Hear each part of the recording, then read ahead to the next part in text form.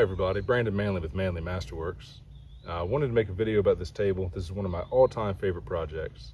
Not only because it's probably the most beautiful piece of wood I've ever worked with, but also because it's got a cool backstory. So I was doing a cabinet job for a customer. He happened to mention he had a down black walnut in his yard. So I had the opportunity with my pops and I to haul this thing out ourselves, mill it ourselves, and then make a piece of furniture from a tree that grew on that customer's own property. So I'm really happy with how it turned out. Let me show you how I did it. Go ahead, put the fear of God in her. That's horsepower right there. All right, let me start off by saying we for sure should have used a bigger trailer. We got this thing loaded on there and rode home on basically flat tires. This thing was way too heavy for this trailer, but we were able to get it home, got it loaded up on the mill and sliced her down into 3-inch slabs.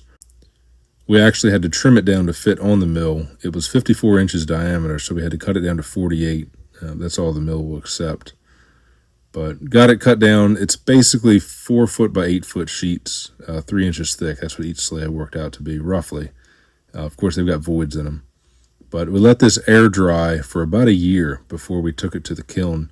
We didn't want to case harden it, so I took it to my buddy John Bartlett's kiln, got it kiln dried, brought it back, and that's where the fun begins. First thing I did was use a router sled to flatten one side of it so we could get a good seal against our form. I used a coat of tabletop super clear epoxy to seal it, try to prevent some of those bubbles. You can see some caulk dams there. That was to prevent that epoxy from getting on the live edge. Got our caulk dam on. I'm going to prevent the epoxy flow. Hopefully it works. If it fails, it's Ryan's fault. Diego's fault. No? All right, here's a perfect example of why it's important to read your labels and listen to them.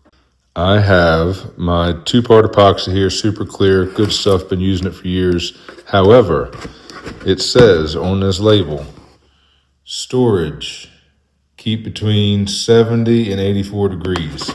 Well, this summer in my shed, it got probably 95 to 100. And this is what happens. It yellowed up my curing agent. However, for this application, it's not really going to matter. It yellowed up my epoxy. You can see that's not quite clear.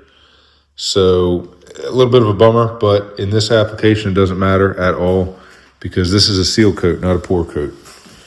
All I'm doing here is sealing edges so that my black doesn't leach out. I'm going to fill all this with solid black epoxy.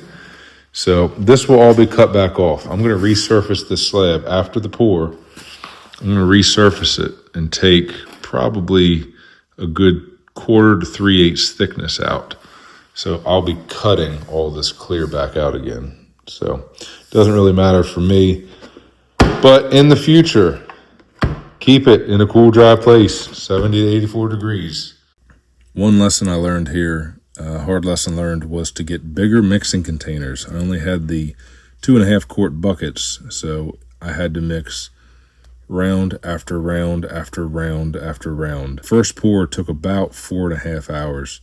It was a nightmare, but I got it all mixed up. I poured it to about 2.25 thickness. I used Total Boat Deep Pour Fathom, and the most you can go with that is 2 inches. So I kind of pushed my limits a little bit. I went to 2.25, let that dry, sanded it, and then had to do a second pour because I wanted some extra thickness on that table. You can see here I'm adding a bow tie. I had a bad crack out at the end. I didn't want that to expand and get worse, so I added an ash bow tie in there. I used 3 different types of filler on this table. Black epoxy for the bigger voids. I mixed up some sawdust, some walnut sawdust with Titebond red and made some filler for some of the medium-sized voids. And then the tiniest voids I used CA glue with activator. And it worked well, but it's quite the process. I would actually fill all these, 40, 50 voids and then sand it all back down again, which would open up more voids, come back, fill it in again. And it was a week or so of just trying to fill every tiny little hole. And actually some of that wood around the edges of that epoxy was pretty punky. It was soft. So I had to use some CA glue to harden that up. Here you see me water popping this slab. So it seems counterintuitive to apply water to something that you spent so much time trying to keep dry, but it's actually an excellent practice to do in between rounds of sanding. I sanded at 80 grit to 120 to 180 per Rubio's recommendations. This water popping, it actually makes the wood fibers stand up and you clean out the grain of the wood. So you're getting that natural texture back, but you're also opening up those fibers to allow that hard wax oil to get in there. Rubio's not like a normal poly where it would sit on top of the wood. It actually penetrates into the wood fibers and bonds on a molecular level.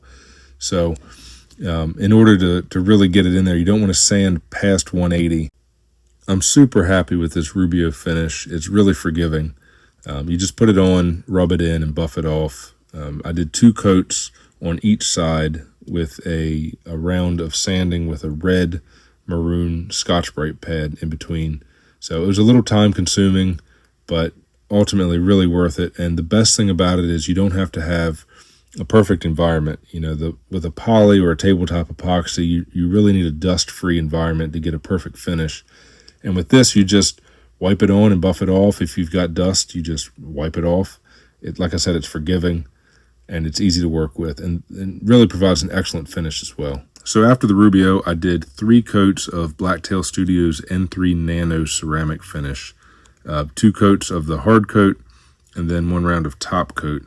And that gave it the water protection it needed. I mean, you can pour a water bottle on this thing and it just beads right up and runs off. It's really great protection on there, so I highly recommend it. I learned a lot on this project, not only with the finishes that I used, but also with some of the methods. I want to thank the customer, Hank. Thank you, Hank, for not only the creative freedom, but also for your patience. I know this was pretty drawn out. It was about, a year and a half or 2 years between cutting the tree up and getting this project done. A lot of that was drying time and the downtime in between coats of epoxy and finish and whatnot. And sanding, dear God, the sanding. When you flatten slab with router sleds, it's not like running it through a planer. All this had to be done by hand. And sanding the epoxy with trying to match that up to sanding the wood, which they're different hardnesses and they're sanding at different rates. And then, of course, you have the water popping in between each layer. And yeah, there's a lot of time involved in this. Hand filling all those little tiny voids, hundreds and hundreds of voids, and then sanding them and doing it again and doing it again. So thanks to my pops for all his help hauling the tree and milling this thing up. Check out his YouTube channel, East Coast Sawyer. Thanks to John Bartlett for his kiln. Check him out on Instagram, Maryland Logs 2 Lumber. Thanks to my team, Ryan and Big Daddy Steve and Alvaro for their help. And thank you guys for watching.